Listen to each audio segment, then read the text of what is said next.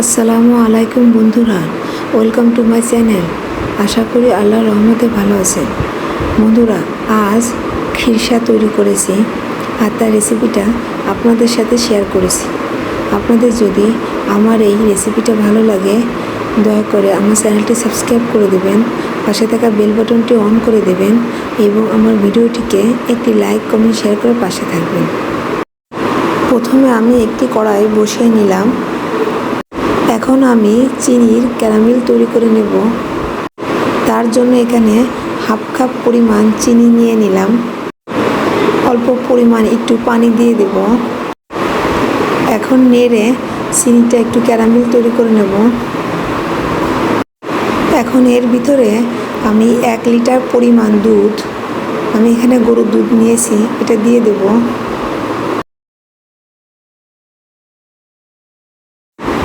এখন আমি দুধটা ভালোভাবে জাল করে নেব, মানে কিছুটা ঘন করে নেব। বন্ধুরা দেখুন, আমি দুধটা ভালোভাবে জ্বালিয়ে নিয়েছি, দুধটা কিছুটা ঘন হয়ে গেছে। এখন আমি 2 টেবিল চামচ গুঁড়ো দুধ হাফ লিটার গরুর দুধের ভিতর ভালোভাবে মিশিয়ে এর ভিতর দিয়ে দেব। দুধটা ভালোভাবে নেড়ে দেব। এখন আমি এর ভিতরে 4টা এলাচ গুঁড়ো করে দিয়ে দেব। এখন আমি 1.5 টেবিল চামচ ময়দা হাফ লিটার গরুর দুধের সাথে ভালোভাবে মিশিয়ে দিয়ে দেব। মোট কথা, আমি এখানে 5 লিটার গরুর দুধ ব্যবহার করেছি এই খিরসা তৈরিতে। আমি এই দুধটা আরও ভালোভাবে জাল দিয়ে নেব যতক্ষণ না পর্যন্ত ঘন হয়ে আসে। বন্ধুরা দেখুন, এটা ঘন হয়ে গেছে।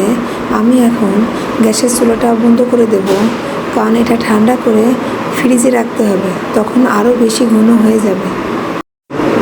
বন্ধুরা দেখুন, এই খিরসাটা আমি ঠান্ডা করার জন্য রেখেছি। এটা ঠান্ডা হলে আমি ফ্রিজে নর্মালে রেখে দেব। আমি 4 থেকে 5 ঘন্টা রাখবো। আপনারা যতক্ষণ ইচ্ছা রাখতে পারেন, 1 থেকে 2 ঘন্টাও রাখতে পারেন। বন্ধুরা, এই যে আমি ফ্রিজ থেকে খিরসাটা বের করে নিয়েছি। দেখুন আমার খিরসাটা আলহামদুলিল্লাহ কত সুন্দর হয়েছে।